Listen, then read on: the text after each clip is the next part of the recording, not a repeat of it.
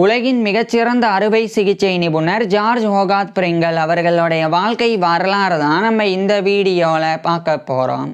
1830 December 22 அன்னைக்கு ஸ்காட்லாண்டோடைய Highland council ஏரியாவில் இருக்கிற கிண்டையில் ஜேம்ஸ் ஹால் பிரிங்கலுக்கும் மேரி ஹோகாத் பிரிங்கலுக்கும் மகனாக பிறக்கிறார் ஜார்ஜ் ஹோகாத் பிரிங்கல். இவருடைய அப்பா ஒரு டெனன்ட் ஃபார்மராக இருந்திருக்கிறாங்க. அதாவது ஸ்காட்லாண்டோடைய ஸ்காட்டிஷ் பார்டர்ஸில் இருக்கிற ஹொய்க்கில் விவசாய நிலத்தை குத்தகைக்கு எடுத்து விவசாயம் பார்க்கக்கூடிய ஒரு குத்தகை விவசாயியாக இருந்திருக்கிறாங்க. இவருடைய குடும்பம் நல்ல நிலையில் வாழ்ந்து வந்திருக்கிறாங்க. ஜார்ஜ் ஹோகாத் பிரிங்கல் சிறு வயதிலிருந்தே இயற்கையின் மீது ஆர்வம் காட்ட தொடங்கியிருந்தாங்க. இந்த நிலையில் கரெக்டாக 1835 ஆண்டுடைய ஆரம்ப காலகட்டத்தில் ஜார்ஜ் ஹோகாத் பிரிங்கலுக்கு 4 வயது இருக்கும்போது, அதாவது ஜார்ஜ் ஹோகாத் பிரிங்கல் டிசம்பரில் பிறந்திருந்தனால 1835 ஆண்டுடைய ஆரம்ப காலகட்டத்தில் ஜார்ஜ் ஹோகாத் பிரிங்கலுக்கு 4 வயது இருந்தது. அப்போ இவருடைய அப்பா இவரை படிக்க வைக்கிறதுக்காக கிண்டையிலே இருக்கக்கூடிய ஒரு லோக்கல் பிரைமரி ஸ்கூலில் இவரை சேர்த்துறாங்க. அங்கு சேர்ந்து ஜார்ஜ் ஹோகாத் பிரிங்கல் இவருடைய ஆரம்ப கல்வியை படிக்க ஆரம்பிச்சிருந்தாங்க. ஆரம்ப கல்வியின் போதிலிருந்தே பள்ளி பாடங்களை முழு கவனத்தோட ஜார்ஜ் ஹோகாத் பிரிங்கல் படித்து வந்தாங்க. பிறகு 1840 ஆண்டுடைய ஆரம்ப காலகட்டத்தில் இவருடைய 9 வயதில் ஜார்ஜ் ஹோகாத் பிரிங்கல் இவருடைய ஆரம்ப கல்வியை முடிச்சிடுறாங்க. இதுக்கப்புறமா இவருடைய அப்பா இவரை மேற்கொண்டு படிக்க வைக்கிறதுக்காக அந்த கிண்டையிலே இருக்கக்கூடிய ஒரு லோக்கல் கிராமர் ஸ்கூலில் இவரை சேர்த்துறாங்க. அது ஒரு ஹை ஸ்கூலாக இருந்தது. அங்கு சேர்ந்து 1840 ஆண்டிலிருந்து ஜார்ஜ் ஹோகாத் பிரிங்கல் இவருடைய ஹையர் எஜுகேஷன் உயர்கல்வியை படிக்க ஆரம்பிச்சிருந்தாங்க. உயர்கல்வியின் போது லட்டின், கிரீக் போன்ற கிளாசிக்கல் லாங்குவேஜஸை ஜார்ஜ் ஹோகாத் பிரிங்கல் லேர்ன் பண்ணி வந்தாங்க. இதுக்கப்புறமா படிப்படியாக ஜார்ஜ் ஹோகாத் பிரிங்கலுக்கு மருத்துவம் படிக்கணுன்ற எண்ணம் ஏற்படுது. இதுக்கிடையில் 1847 ஆண்டுடைய ஆரம்ப காலகட்டத்தில் இவருடைய 16 வயதில் ஜார்ஜ் ஹோகாத் பிரிங்கல் இவருடைய ஹையர் எஜுகேஷனை அந்த கிண்டையிலே இருக்கக்கூடிய லோக்கல் கிராமர் ஸ்கூல்ல இருந்து முடிச்சிடுறாங்க.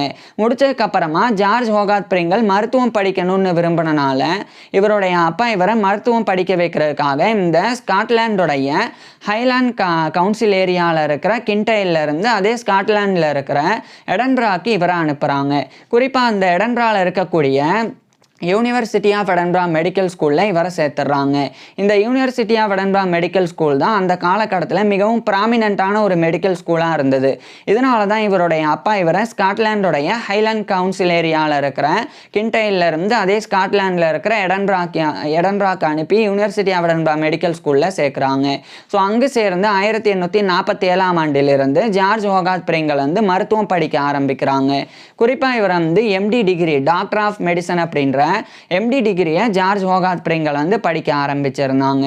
இவருடைய மருத்துவ கல்வியின் போது மெடிக்கல் கரிக்குலமா மருத்துவ பாடத்திட்டங்களா இவர் மெட்டீரியா மெடிக்கா மருந்துகளினுடைய பண்புகள் குறித்து படிக்கிறது, சர்ஜரி அறுவை சிகிச்சை, கிளினிக்கல் மெடிசன் மருத்துவம், அனாட்டமி உடற்கூறியல், பிசியாலஜி உடலியல், பெத்தாலஜி நோயியல், இது போன்ற பாடங்களை ஜார்ஜ் ஹோகாத் பிரிங்கல் படித்து வந்தாங்க.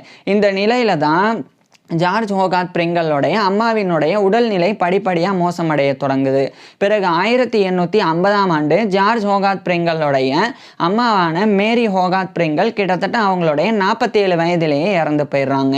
ஏன்னா ஜார்ஜ் ஹோகாத் பிரிங்கலோடைய அம்மா 1803 ஆண்டு பிறந்திருந்தாங்க. அவங்க 1850 ஆண்டு கிட்டத்தட்ட அவங்களுடைய 47 வயதில் இறந்து போயிடுறாங்க. இது ஜார்ஜ் ஹோகாத் பிரிங்கலோடைய தனிப்பட்ட வாழ்க்கையில் இவருக்கு ஏற்பட்ட மிகப்பெரிய ஒரு இழப்பாகவும் துயரமாகவும் இருந்தது. இந்த இழப்பிலிருந்தும் துயரத்திலிருந்தும் மீண்டு வர்றதுக்கே ஜார்ஜ் ஹோகாத் பிரிங்கல் ரொம்ப சிரமப்பட்டு வந்தாங்க. இதுக்கப்புறமா அந்த துயரத்திலிருந்தெல்லாம் மீண்டு ஜார்ஜ் ஹோகாத் பிரிங்கல் தொடர்ச்சியாக இவருடைய மருத்துவ கல்வியை யூனிவர்சிட்டி ஆஃப் எடன்பரா மெடிக்கல் ஸ்கூலில் படித்து வந்தாங்க. இந்த காலகட்டத்தில் ஜார்ஜ் ஹோகாத் பிரிங்கலோடைய அப்பாவான அந்த ஜேம்ஸ் ஹால் பிரிங்கல் அவர் விவசாயம் பண்ணக்கூடிய அந்த டெனன்ட் ஃபார்மராக குத்தகை விவசாயி அவர் ஸ்காட்லாண்டோடைய ஸ்காட்டிஷ் பார்டர்ஸில் இருக்கிற ஹொய்க் அங்கே தான் நிலம் வச்சு விவசாயம் பார்த்து வந்தாங்க. ஸோ அந்த இடத்துக்கு அடிக்கடி ஜார்ஜ் ஹோகாத் பிரிங்கல் இவருடைய விடுமுறை நாட்களில் சென்று வந்தாங்க. இந்த இடத்துல முக்கியமான ஒரு விஷயம் இருக்கு. இந்த ஜேம்ஸ் ஹால் பிரிங்கல் அப்படின்ற ஜார்ஜ் ஹோகாத் பிரிங்கலோடைய அப்பா வச்சுருந்த அந்த ஹொய்க்கில் வச்சுருந்த, அதாவது குத்தகைக்கு வாங்கி வச்சுருந்த விவசாய நிலம், அது வந்து வால்டர் ஸ்காட் அப்படின்ற ஒரு எழுத்தாளர் அவருடைய நாவல் ஒன்றுதில் வந்து வந்தது. ஸோ அந்த ஒரு கை மேனிங் அப்படின்ற மாதிரி ஒரு புத்தகம் வந்து வெளிவந்தது. அதில் ஜார்ஜ் ஹோகார்த் பிரிங்கலுடைய அப்பாவினுடைய அந்த குத்தகை நிலமானது அதில் வந்து குறிப்பிடப்பட்டிருந்தது. ஸோ இது ஒரு பக்கம் இருக்க, ஜார்ஜ் ஹோகார்த் பிரிங்கல் வந்து தொடர்ச்சியாக அவருடைய மருத்துவ கல்வியை படிக்கிறாங்க. இந்த நிலையில் அந்த எடன்பிராலே இருக்கக்கூடிய royal college of surgeons of Edinburgh, இது வந்து எடன்பரால இருக்கிற சர்ஜன்ஸ் அறுவை சிகிச்சை நிபுணர்களுக்கு உண்டான ஒரு ராயல் காலேஜ். அதனுடைய லைசன்ஸை பெறணும் அப்படின்னு ஜார்ஜ் ஹோகார்த் பிரிங்கல் வந்து முடிவு செய்கிறாங்க. ஏன்னா இவருடைய மருத்துவ கல்வியின் போது ஜார்ஜ் ஹோகார்த் பிரிங்கல் வந்து ஒரு சர்ஜன் அறுவை சிகிச்சை நிபுணர் ஆகணும் அப்படின்னு டிசைட் பண்ணுறாங்க. இதனால royal college of surgeons of எடன்பராவுடைய லைசன்ஸ் வேணும் அப்படின்னு அதுக்குண்டான எக்ஸாமினேஷன் இவர் வந்து எழுத ஆரம்பிக்கிறாங்க. மேலும் இதே காலகட்டத்தில் இவர் வந்து யூரித்ரா குறித்து ஆராய்ச்சி பண்ண தொடங்குறாங்க. யூரித்ராவினுடைய கட்டமைப்பு குறித்து இவர் வந்து ஆராய்ச்சி பண்ணுறாங்க. யூரித்ரா அப்படின்றது இந்த சிறுநீர் பையிலிருந்து சிறுநீர் வெளியேறதுக்குண்டான இந்த செயல்முறைக்குட்பட்ட கட்டமைப்பு.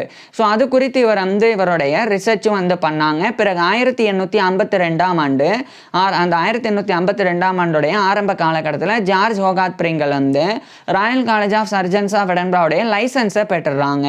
So licentiate of the royal college of surgeons of Edinburgh, LRCSED அப்படின்ற இந்த லைசன்ஸை 1852ஆம் ஆண்டு ஜார்ஜ் ஹோகார்த் பிரிங்கல் பெறாங்க.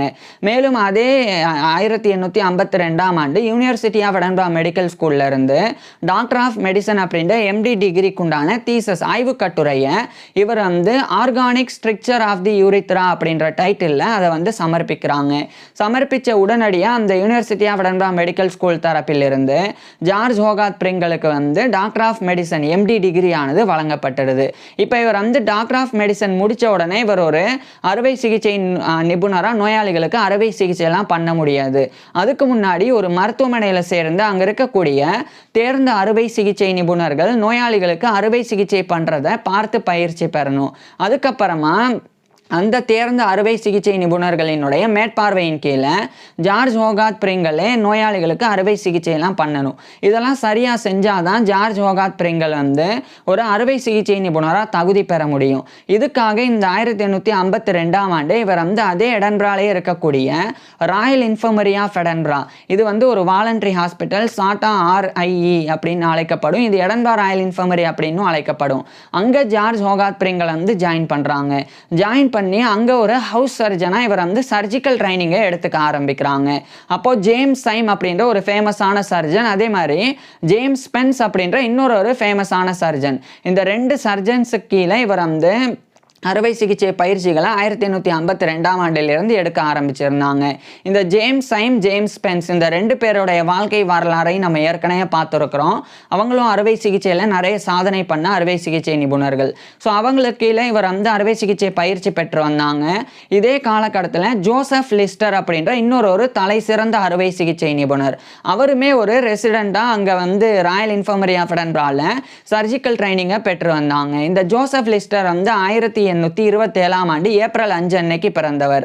ஜார்ஜ் ஹோகார்த் பிரிங்கலை விட 3 வயசு ஜாஸ்தி. ஸோ அவர் வந்து அங்கே பயிற்சி எடுக்கும்போது ஜோசப் லிஸ்டர் கூட ஜார்ஜ் ஹோகார்த் பிரிங்கல் வந்து பழகுறாங்க. ஸோ 2 பேரும் வந்து நண்பர்களும் ஆயிடுறாங்க. இந்த ஜோசப் லிஸ்டர் தான் வந்து ஆன்டிசெப்டிக் பயனியர். இந்த ஜோசப் லிஸ்டருடைய வாழ்க்கை வரலாறை நம்ம ஏற்கனவே பார்த்துருக்குறோம். ஸோ அவர் கூட இணைஞ்சு இவர் வந்து சர்ஜிக்கல் ட்ரைனிங்லாம் 1853 காலகட்டத்தில் மேற்கொண்டு அதுக்கப்புறம் ஜார்ஜ் ஹோகார்த் பிரிங்கல் வந்து ஒரு சர்ஜன் அறுவை சிகிச்சை நிபுணராக முழு தகுதியை பெற்றுறாங்க. இதுக்கப்புறமா ஜார்ஜ் ஹோகார்த் பிரிங்கல் வந்து அதே எடன்பரால இருக்கிற எடன்பரா காலரா ஹாஸ்பிட்டல், அங்கே வந்து இவர் ஒரு ரெசிடென்ட் ஃபிசிஷியனாக ஜாயின் பண்ணி காலராக்குண்டான ட்ரீட்மெண்ட், அந்த சிகிச்சை முறை, அது குறித்து ஜார்ஜ் ஹோகார்த் பிரிங்கல் வந்து பயிற்சி பெற தொடங்குறாங்க. இந்த காலகட்டத்தில் தான் 1853 காலகட்டத்திலலாம் கிரீமியன் வார் நடந்து வந்தது.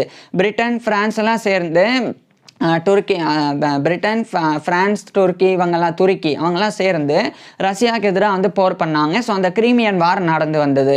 அப்போ அந்த கிரீமியன் வாரில் கலந்துக்கிறதுக்கு ஜார்ஜ் ஹோகார்த் பிரிங்கலும் வந்து முயற்சி செய்கிறாங்க. முயற்சி செஞ்சது மட்டும் இல்லாமல் 1854ஆம் ஆண்டு ஒரு ஷிப் சர்ஜனாக இவர் வந்து ஜாயின் பண்ணுறாங்க. ஒரு கப்பலில் அறுவை சிகிச்சை நிபுணராக ஜாயின் பண்ணுறாங்க.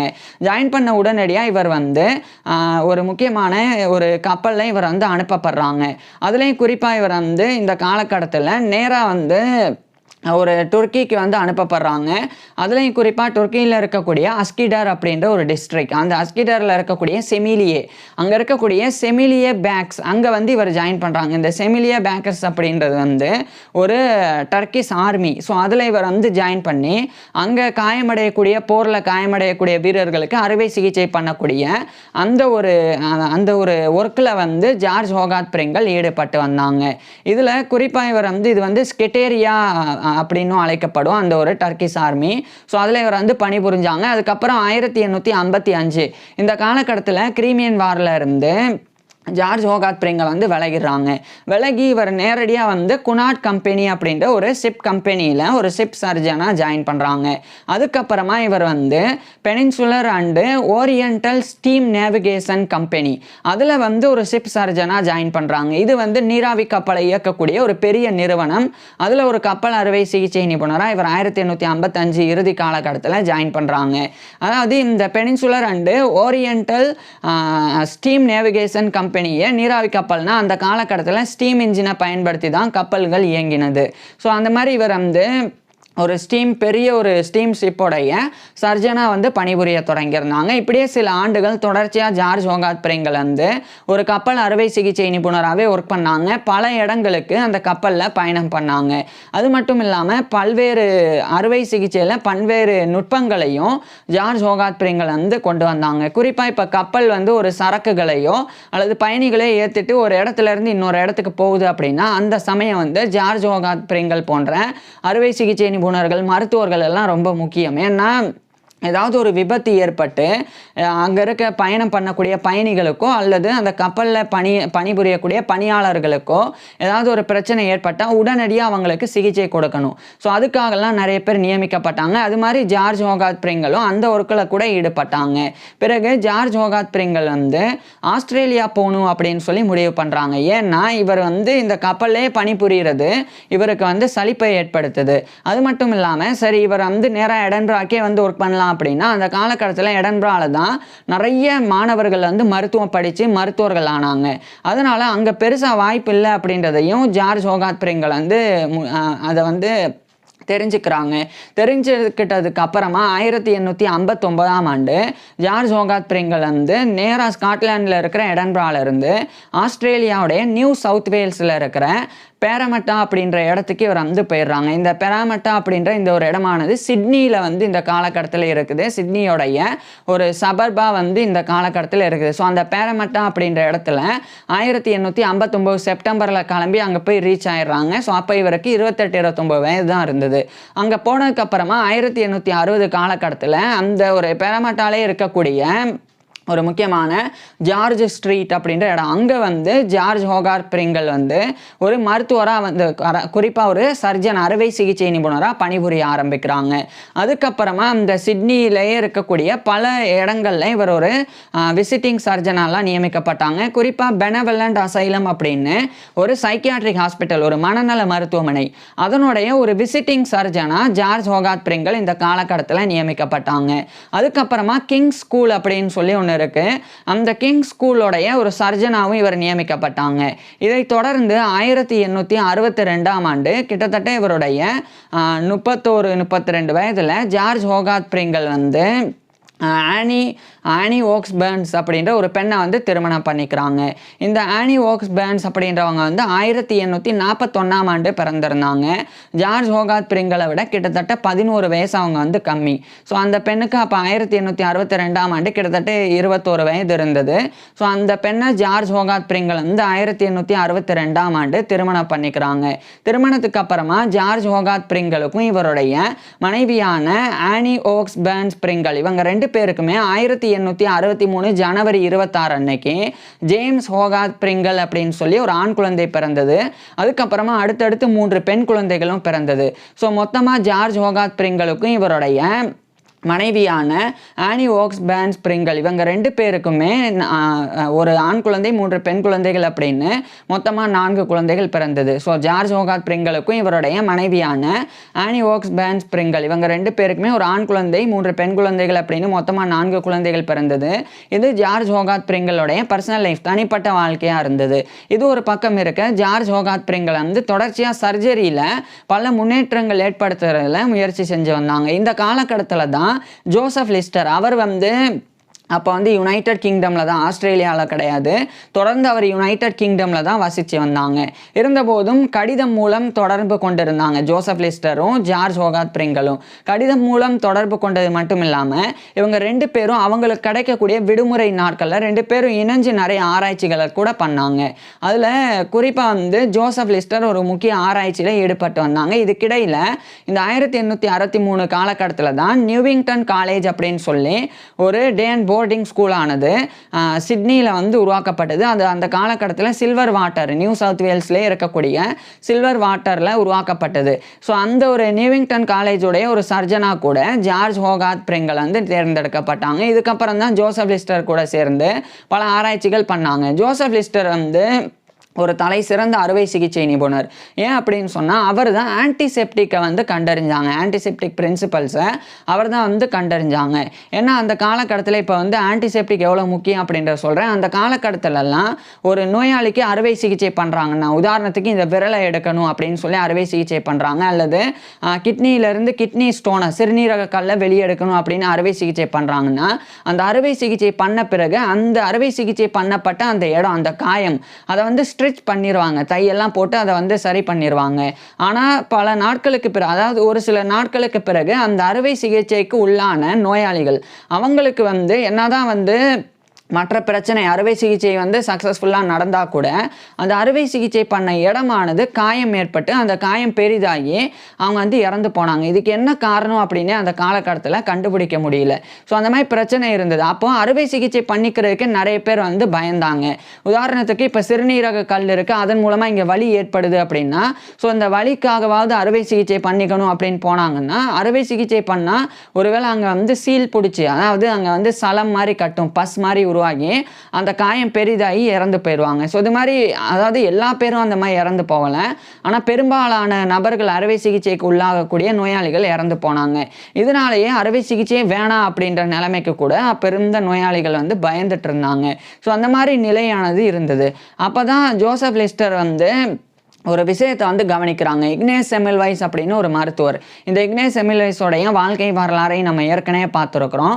அவர் வந்து 1850கள் காலகட்டத்திலேயே கண்ணுக்கு தெரியாத கிருமி இருக்குது அப்படின்றத எஸ்டாப்ளிஷ் பண்ணவர். ஸோ அதை வந்து ஜோசப் லிஸ்டர் வந்து ஏற்றுக்கிட்டு, அப்போ கண்ணுக்கு தெரியாத கிருமிகள் காற்றுல இருக்குது, அந்த கிருமிகள், அந்த ஜெர்ம்ஸ் தான் வந்து இந்த காயமடைஞ்ச இடத்துல படிஞ்சு அங்கே வந்து சீல் ஏற்படுத்தி அந்த காயத்தை பெரிதாக்கி செப்டிக் ஏற்படுத்தி அந்த நோயாளிகள் இறந்து போகிறதுக்கு காரணமாக இருக்குது அப்படின்னு ஜோசப் லிஸ்டர் வந்து ஒரு முடிவுக்கு வர்றாங்க. அவர் முடிவுக்கு வந்த பிறகு கார்போலிக் ஆசிட், அது வந்து ஃபீனல் அப்படின்னு அழைக்கப்படும். ஸோ அதை பயன்படுத்தி ட்ரெஸ்ஸிங் பண்ணணும், அதே மாதிரி பேண்டேஜ்லாம் பண்ணணும். அதாவது இப்போ வந்து இங்கே விரலை எடுத்துட்டாங்க அறுவை சிகிச்சை பண்ணி அப்படின்னா, இந்த ஒரு இடத்த கார்போலிக் அமிலத்தில் மூழ்கி எடுக்கப்பட்ட, சோக் பண்ணப்பட்ட, அதாவது கார்போலிக் அமிலத்தில் ஊற வைக்கணும். இந்த ட்ரெஸ்ஸிங்னா கட்டு போடுறது. ஸோ அந்த கட்டு போடுறது, அந்த பஞ்சு, பேண்டேஜ், அது ஏதாவது இருந்ததுன்னா அதை வந்து ஊற போடணும் அந்த கார்போலிக் ஆசிட்டில். ஊற போட்டதுக்கு அப்புறமா அதை எடுத்து இந்த இடத்த க்ளீன் பண்ணிவிட்டு அப்படியே வந்து அதை வந்து சுற்றணும், கட்டாக போடணும். அப்படி பண்ணால் அந்த கிருமிகள் வந்து படியாது. அது மட்டும் இல்லாமல் கிருமிகள் இருந்தாலும் அது ஒரு ஆன்டிசெப்டிக்காக வந்து செயல்பட்டு கிருமிகள் அழிஞ்சு போயிடும். இதுதான் வந்து கான்செப்ட். இது ஜோசப் லிஸ்டர் வந்து ஜார்ஜ் ஹோகார்த் பிரிங்கல்கிட்ட வந்து தெரிவிச்சிடறாங்க. இது ஒரு பக்கம் போயிட்டு இருக்கு. 1867 மார்ச் இந்த காலகட்டத்தில் அந்த ஜோசப் லிஸ்டர் வந்து யுனைடெட் கிங்டமில் அதுக்குண்டான ஒரு ரிசர்ச் பேப்பரை வந்து எழுதி பப்ளிஷ் பண்ணுறாங்க. இந்த மாதிரி இதை வந்து பயன்படுத்தலாம், ஆன்டிசெப்டிக் கெமிக்கல்ஸ் அப்படின்னு சொல்லி அவர் வந்து வெளியிடுறாங்க. இதை வெளியிட்ட சில மாதங்களுக்கு பிறகு, குறிப்பாக அதே 1867 அக்டோபர் மாதம் ஜார்ஜ் ஹோகார்த் பிரிங்கலே இந்த ஒரு ஜோசப் லிஸ்டருடைய அந்த ஆன்டிசெப்டிக் பிரின்சிபல்ஸை பயன்படுத்தலாம் அப்படின்னு சொல்லி முடிவு செய்கிறாங்க.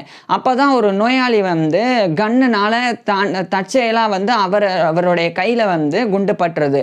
குறிப்பாக அவருடைய லெஃப்ட் ரிஸ்டோடைய மேல் ஜாயின்ஸில் இருக்கிற ஃபோராம் அங்கே வந்து பெரிய அளவில் அந்த காயமானது ஏற்படுது, குண்டடிப்படுது. அந்த சமயம் வந்து அந்த ஒரு கையையே ஆம்பிடேட் பண்ணி, அதாவது துண்டிச்சு எடுக்கணும் அப்படின்ற நிலை, அதை வந்து ஜார்ஜ் ஹோகார்ட் பிரிங்கல் வந்து சஜஸ்ட் பண்ணுறாங்க. ஆனால் அந்த நோயாளியோ அல்லது அந்த நோயாளியினுடைய உறவினர்கள் அவங்கெல்லாம் அதை வந்து ஏற்றுக்கவே இல்லை, அது மாதிரி பண்ணக்கூடாது அப்படின்னு. அப்போ ஜார்ஜ் ஹோகார்ட் பிரிங்கல் வந்து இந்த கையை அப்படி துண்டிச்சு எடுக்கலைன்னா என்னெல்லாம் பிரச்சனை ஆகும் அப்படின்றத விளக்குன பிறகு அவங்க வந்து ஒத்துக்கிறாங்க. ஒத்துக்கிட்டதுக்கப்புறமா அந்த அறுவை சிகிச்சையை ஜார்ஜ் ஹோகார்ட் பிரிங்கல் வந்து பண்ணுறாங்க. பண்ணதுக்கப்புறமா அந்த ஒரு அறுவை சிகிச்சை பண்ண இடத்துல இவருடைய மென்டார், இவருடைய நண்பர் என்ன வேணால் சொல்லலாம், அந்த ஜோசப் லிஸ்டர், அவர் சொன்னபடி ஜார்ஜ் ஹோகார்ட் பிரிங்கல் வந்து ஒரு முக்கியமான ஒரு இந்த கார்போலிக் ஆசிட் அதில் வந்து ஊற வைக்கப்பட்ட ட்ரெஸ்ஸிங்ஸ், அந்த பேண்டேஜ், கட்டு அதெல்லாம் வந்து அவருக்கு வந்து போடுறாங்க. போட்டதுக்கு அப்புறமா 34 நாட்களுக்கு பிறகு அந்த கட்டை ரிமூவ் பண்ணுறாங்க. ரிமூவ் பண்ணால் அந்த நோயாளிக்கு அந்த காயம் வந்து குணமடைஞ்சிருந்தது. அந்த காயத்தில் சீல் படியெல்லாம் அந்த காயம் பெரிதாகலை. இன்ஃபேக்ட் சொல்லப்போனால் அந்த காயமே குணமடைஞ்சு அங்கே காயம் இருந்ததுக்குண்டான அடையாளமே இல்லாமல் போயிடுது. ஸோ இது ஒரு மிகப்பெரிய வெற்றி அப்படின்னு ஜார்ஜ் ஹோகார்ட் பிரிங்கல் வந்து நினச்சாங்க. அப்போ இந்த வெற்றியை உலகத்துக்கு தெரியப்படுத்தணும், ஜோசப் லிஸ்டருடைய கண்டுபிடிப்பு மிகப்பெரியது, மிக முக்கியமானது அப்படின்றத தெரியப்படுத்தணும் அப்படின்னு 1868 ஜனவரி 30 இந்த சமயம் வந்து சிட்னி மார்னிங் அப்படின்னு சொல்லி, சிட்னி மார்னிங் ஹெரால்ட் அப்படின்றது இவர் வந்து அதை எழுதி வெளியிடுறாங்க. இதை வெளியிட்ட உடனே தாமஸ் பி ஹியூ போன்ற நிறைய ஆஸ்திரேலியாவில் இருக்கக்கூடிய சில மருத்துவர்கள், ஆராய்ச்சியாளர்கள் அவங்கெல்லாம் இவரை வந்து கிரிட்டிசைஸ் பண்ணுறாங்க, இப்படிலாம் ஒன்றும் கிடையாது அப்படின்னு. ஏன்னா அந்தளவுக்கு அந்த காலகட்டத்தில் இந்த ஆன்டிசெப்டிக் ப்ரொசீஜர்லாம் ஏற்றுக்கொள்ளப்படலை. ஆனால் ஜார்ஜ் ஹோகார்ட் பிரிங்கல் வந்து தொடர்ந்து அதை வலியுறுத்தி அடுத்தடுத்து பல நோயாளிகளுக்கும் ஜார்ஜ் ஹோகார்ட் பிரிங்கல் வந்து அதே 1868 காலகட்டத்தில் அதை பண்ணாங்க. ஸோ ஆஸ்திரேலியா, நியூசிலாந்து இது உட்பட்ட அந்த காலனியில் ஒரு ஆன்டிசெப்டிக் பிரின்சிபல்ஸை பயன்படுத்தி அறுவை சிகிச்சை பண்ணி அந்த காயத்தை வந்து அந்த காயத்திலிருந்து நோயாளியை காப்பாற்றின முதல் அறுவை சிகிச்சை நிபுணராக வந்து ஜார்ஜ் ஹோகார்ட் பிரிங்கல் தான். இவருக்கு அப்புறம் நியூசிலாந்தில் ஜான் ரதர்ஃபர்ட் ரைலி அப்படின்னு இன்னொரு அறுவை சிகிச்சை நிபுணர், அவர் வந்து அதை நியூசிலாந்தில் 1868 பண்ணாங்க. ஸோ இவர் 1867 அக்டோபரில் அந்த ஒரு சர்ஜரி ஆன்டிசெப்டிக் பிரின்சிபல்ஸை பயன்படுத்தினாங்க. அடுத்து 1868 அதை வெளியிட்டாங்க. அந்த 1868 தான் ஜான் ரதர்ஃபர்ட் அப்படின்ற இன்னொரு அறுவை சிகிச்சை நிபுணர் அதை நியூசிலாந்தில் ஃபர்ஸ்ட் நபராக பண்ணாங்க. இந்த ஜான் ரதர்ஃபர்ட் ரைலியோடைய வாழ்க்கை வரலாறை நம்ம ஏற்கனவே பார்த்துருக்குறோம்.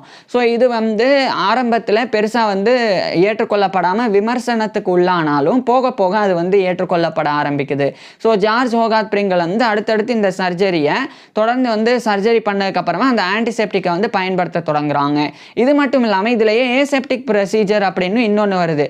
இது என்ன அப்படின்னா, இப்போ வந்து பேண்டேஜ், பஞ்சு அதை மட்டும் வந்து கார்போலிக் ஆசிட் பயன்படுத்தாமல் அந்த அறுவை சிகிச்சை பண்ணுறதுக்கு பயன்படுத்தக்கூடிய இன்ஸ்ட்ருமெண்ட்ஸ், அந்த கத்தி, அது மாதிரியான விஷயங்கள், அதுக்கப்புறமா க்ளவுஸு, அந்த அறுவை சிகிச்சை பண்ணும்போது பயன்படுத்துகிற க்ளவுஸ், அதுக்கப்புறமா அந்த அறுவை சிகிச்சை பண்ணக்கூடிய அந்த அறை, அதை முழுமையாகவே இந்த கார்போலிக் ஆசிட்டை பயன்படுத்தி சுத்தம் பண்ணி ஆன்டிசெப்டிக்கை வந்து சரியாக பயன்படுத்தணும் அப்படின்றதுல அந்த ஏசெப்டிக் மெத்தடும் வந்து பயன்படுத்தப்பட்டது. ஸோ இது மாதிரி பண்ணப்படுறனால இந்த 1870கள் காலகட்டத்தில் இருந்து தான் நிறைய நோயாளிகள் வந்து உலகம் முழுவதும் காப்பாற்றப்பட ஆரம்பிச்சிருந்தாங்க. ஸோ ஒட்டுமொத்தமாக யுனைடெட் கிங்டமில் இருந்தபடி ஜோசப் லிஸ்டர் அதை கண்டறிஞ்சாங்க. அது ஆஸ்திரேலியாவில் முதல் முறையாக செயல்படுத்தின நபர் வந்து ஜார்ஜ் ஹோகார்ட் பிரிங்கல் தான். குறிப்பாக அதை வந்து ஆஸ்திரேலியாவுடைய நியூ சவுத் வேல்ஸில் இருக்கிற சிட்னியில் இருக்கிற அந்த பெரமட்டான்ற இடத்துல தான் இவர் வந்து அங்கே இருக்கக்கூடிய ஒரு மருத்துவமனை பெரமட்டா ஹாஸ்பிட்டலில் தான் ஜார்ஜ் ஹோகார்ட் பிரிங்கல் வந்து இதை 1867 பண்ணி 1868 அறிவிச்சிருந்தாங்க. இதுக்கப்புறமா இவர் வந்து அந்த எடன்பிராவில் இருக்கக்கூடிய royal college of surgeons of Edinburgh அதனுடைய லைசன்ஸ் ஏற்கனவே பெற்றாங்க. இப்போ அதனுடைய ஃபெல்லோஷிப்பை பெறணும் அப்படின்னு இவர் முயற்சிக்கிறாங்க. இதனால் 1870 ஜார்ஜ் ஹோகார்ட் பிரிங்கல் வந்து நேராக ஆஸ்திரேலியாவுடைய நியூ சவுத் வேல்ஸில் இருக்கிற சிட்னியிலேருந்து அங்கே அந்த ஸ்காட்லாண்டில் இருக்கிற எடன்பிராக்கு 1870 போய் royal college of surgeons of எடன்பிராவுடைய எக்ஸாமினேஷன்லாம் இவர் அட்டன் பண்ணுறாங்க. ஸோ அதே 1870 ஜார்ஜ் ஹோகார்ட் பிரிங்கல் வந்து fellow of the royal college of surgeons of Edinburgh அப்படின்ற ஃபெல்லோஷிப்பை பெற்றுறாங்க. ஸோ FRCSED அப்படின்ற அந்த பட்டத்தை கௌரவத்தை 1870 ஜார்ஜ் ஹோகார்ட் பிரிங்கல் பெறாங்க. அதுக்கப்புறம் ஸ்காட்லாண்டில் இருக்கிற எடன்பிராவிலிருந்து மறுபடியும் ஆஸ்திரேலியாவுடைய நியூ சவுத் வேல்ஸில் இருக்கிற சிட்னியில் இருக்கிற பெரமட்டாக்கே இவர் வந்து கிளம்பி வந்துடுறாங்க. இந்த பெரமட்டா அப்படின்ற இடம் நான் ப்ரொனவுன்ஸ் பண்ணுறது தவறாக இருந்தால் நான் வந்து டிஸ்பிளே பண்ணுறேன். அதனுடைய சரியான ப்ரொனவுன்சியேஷனுக்கு உண்டான அந்த ஸ்பெல்லிங் வந்து நான் டிஸ்பிளே பண்ணுறேன். இது இப்படி இவர் வந்து பெறமாட்டா வந்ததுக்கப்புறமா தொடர்ச்சியாக ஜார்ஜ் ஹோகார்ட் பிரிங்கல் வந்து அடுத்தடுத்து பல பயணங்களையும் மேற்கொண்டாங்க. மேலும் தொடர்ச்சியாக ஆஸ்திரேலியா முழுவதுமே இந்த ஆன்டிசெப்டிக் பிரின்சிபல்ஸோடைய பயன்பாடை கொண்டு வரதில்ல ஜார்ஜ் ஹோகார்ட் பிரிங்கல் வந்து தொடர்ந்து இவருடைய உழைப்பை கொடுத்து வந்தாங்க. இந்த நிலையில் 1872ஆம் ஆண்டு ஜார்ஜ் ஹோகார்ட் பிரிங்கல் வந்து மறுபடியும் பிரிட்டனுக்கு போகணும் அப்படின்னு கிளம்புறாங்க. பிரிட்டனுக்கு போயிட்டு, அதாவது யுனைடெட் கிங்டம், ஸ்காட்லாந்து, இங்கிலாந்து அங்கெல்லாம் போகிறாங்க. போயிட்டு மறுபடியும் அதே 1872ஆம் ஆண்டு அங்கிருந்து ஆஸ்திரேலியாவுடைய நியூ சவுத் வேல்ஸில் இருக்கிற சிட்னிக்கே இவர் வந்து கிளம்புறாங்க. இந்த முறை அந்த இடத்தின் பெயர் பெறமட்டா, அது மாதிரியே ஒரு ஷிப்பு, ஒரு கப்பலினுடைய பேரும் பெறமட்டான்னு இருந்தது. ஸோ அந்த கப்பலில் இவர் வந்து பயணம் பண்ணாங்க. பயணம் பண்ணும்போது தான் துரதிர்ஷ்டவசமாக இவர் வந்து நோய்வாய்ப்படுறாங்க. குறிப்பாக டிசென்ட்ரி, வயிற்றுப்போக்குனால் பாதிக்கப்படுறாங்க. அதிலிருந்து மீண்டு வர முடியாமல் அந்த 1872ஆம் ஆண்டு மார்ச் 31 அன்னைக்கு இவருடைய 41 வயதிலேயே ஜார்ஜ் ஹோகார்ட் பிரிங்கல் இறந்து போயிடுறாங்க. ஸோ 1872 மார்ச் 31 அன்னைக்கு இவருடைய வெறும் 41 வயதிலேயே ஜார்ஜ் ஹோகார்ட் பிரிங்கல் வந்து இறந்து போயிடுறாங்க. இவர் இறந்து போனதுக்கு அப்புறமா ஜார்ஜ் ஹோகார்ட் பிரிங்கலுடைய மனைவியான அந்த ஆனி ஓக்ஸ் பர்ன்ஸ் பிரிங்கல், அவங்க வந்து கிட்டத்தட்ட 1936 வரைக்கும் அவங்க வந்து அவங்களுடைய 95 வயசு வரைக்கும் வாழ்ந்து அவங்க இறந்து போனாங்க. ஏன்னா அவங்க 1841 பிறந்தவங்க. ஸோ ஜார்ஜ் ஹோகார்ட் பிரிங்கலுடைய மனைவி 1936 காலகட்டத்தில் இறந்தாங்க. இதே மாதிரி ஜார்ஜ் ஹோகார்ட் பிரிங்கலுக்கும் இவருடைய மனைவிக்கும் பிறந்த 4 சில்ட்ரனில் ஒருத்தரான ஜேம்ஸ் ஹோகார்ட் பிரிங்கல், அவர் வந்து ஜார்ஜ் ஹோகார்ட் பிரிங்கல் போலவே ஒரு அறுவை சிகிச்சை நிபுணர் ஆனாங்க. அவர் இன்ஃபேக்ட் சொல்லப்போனால் தலை சிறந்த அறுவை சிகிச்சை நிபுணராக இவருடைய அப்பாவை விட அவர் ரொம்ப ஃபேமஸ் ஆகி அவர் 1941 ஏப்ரல் 24 அன்னைக்கு அவருடைய 78 வயதில் இறந்து போனாங்க. ஏன்னா ஜார்ஜ் ஹோகார்ட் பிரிங்கலுடைய அந்த முதல் மகன் 1863 ஜனவரி 26 பிறந்தாங்க. 1941 ஏப்ரல் 24 அவருடைய 78 வயதில் அவர் இறந்தாங்க. அதுக்கப்புறம் மகள்கள் எல்லாரும் கூட இறந்தாங்க. ஸோ இதெல்லாம் ஜார்ஜ் ஹோகார்ட் பிரிங்கலுடைய பர்சனல் லைஃப். இது ஒரு பக்கம் இருக்க, ஜார்ஜ் ஹோகார்ட் பிரிங்கல் வந்து இந்த உலகத்திற்கு ஆற்றின மிக முக்கியமான பங்களிப்பு அப்படின்னா அந்த ஆன்டிசெப்டிக் பிரின்சிபல்ஸ், அதை வந்து அறுவை சிகிச்சையில் பயன்படுத்துறதுக்கு ஆஸ்திரேலியாவில் இன்ட்ரடியூஸ் பண்ண முதல் நபர் அப்படின்ற அந்த ஒரு விஷயத்தை பண்ணது. ஸோ அதுக்கப்புறம் ஆஸ்திரேலியா முழுக்க பரவினது. அதே மாதிரி யூரோப் முழுக்க பரவி, அடுத்து உலகம் முழுக்க பரவி, அது உலகத்தில் இருக்கக்கூடிய பல்வேறு நாடுகளில் பரவி இன்னைக்கு வரைக்குமே அந்த ஆன்டிசெப்டிக் அந்த ஒரு முறையானது பயன்பாட்டில் இருந்து வருது. ஸோ இந்த மாதிரி பண்ணுறதன் மூலமாக ஆஸ்திரேலியாவிலேயே பல லட்சக்கணக்கான, இன்ஃபேக்ட் சொல்லப்போனால் பல கோடிக்கணக்கான மக்களினுடைய உயிர் அந்த 1867க்கு பிறகு இன்னைக்கு வரைக்கும் வந்து இந்த ஆன்டிசெப்டிக் பிரின்சிபல்ஸ்னால வந்து காப்பாற்றப்பட்டிருக்கும். ஸோ அந்த அவ்வளோ உயிர்கள் காப்பாற்றப்படுறதுக்கு, அந்த எண்ணிலடங்காத உயிர்கள் காப்பாற்றப்படுறதுக்கு காரணமாக இருந்த ஜோசப் லிஸ்டர் உட்பட ஜார்ஜ் ஹோகார்ட் பிரிங்கல், ஸோ அந்த 2 பேரில் இவரும் ஒருத்தராக இருந்தாங்க. ஸோ இப்பேற்பட்ட ஜார்ஜ் ஹோகார்ட் பிரிங்கல் பற்றி நீங்கள் என்ன நினைக்கிறீங்க அப்படின்றத கீழே கமெண்ட்ஸில் சொல்லுங்கள். உங்களுக்கு எந்த மாதிரியான டாபிக்ஸில் எந்த மாதிரியான வீடியோஸ் வேணும் அப்படின்றதையும் கீழே கமெண்ட்ஸில் சொல்லுங்கள். தேங்க்யூ.